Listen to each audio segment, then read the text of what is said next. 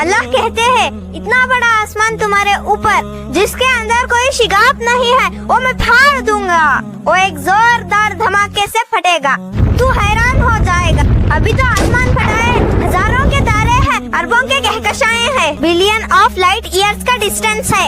اللہ کا قرآن کہتا ہے سارے کہکشاؤں کو تمہارے اوپر گرا دوں گا۔ اللہ کہتے ہیں میں ایسے نہیں چھوڑوں گا۔ یہ آخرت کو جھٹلاتے ہیں مختلف طریقوں کے ساتھ۔ اللہ ان طریقوں کو بھی بیان کرنے سے پہلے اس دن کی کیفیت کو بیان کرتے ہیں۔ اگر ہمارے قریب میرے بھائیوں کسی بڑی گاڑی کا ٹائر پھٹ جائے نا، بڑی گاڑی کا، تو انسان کے کان کا پردہ پھٹ جاتا ہے۔ اللہ کا قرآن کہتا ہے وہ دن آنے والا ہے جب آسمان پھٹ جائے گا، تم ایک ٹائر کے پھٹنے کی آواز کو برداشت نہیں کر سکتے، تو جب آسمان پھٹے گا کیا کرو گے؟ اتنا بڑا آسمان تمہارے اوپر جس کے اندر شگاف کوئی نہیں ہے وہ میں پھاڑ دوں گا، وہ ایک زوردار دھماکے کے ساتھ پھٹے گا اور تو حیران ہو جائے گا۔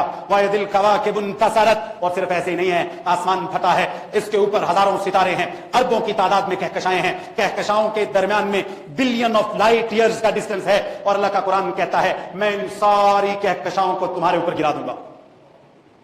وہ زمین کا ٹکڑا جو صرف سورج سے 8 لاکھ گنا چھوٹا ہے، اس کے اوپر اربوں گنا بڑے ستارے اور سیارے اللہ گرائے گا۔ عربی لغت کے اندر انتصارت اس کیفیت کو کہتے ہیں جب کوئی آدمی اپنی مٹھی کے اندر ریت یا نمک کو لے اور اس کو اس طرح گرا دے۔ اللہ کا قرآن کہتا ہے اللہ ساری کہکشاؤں کو اپنی مٹھی میں لے گا اور تمہارے اوپر ایسے گرا دے گا۔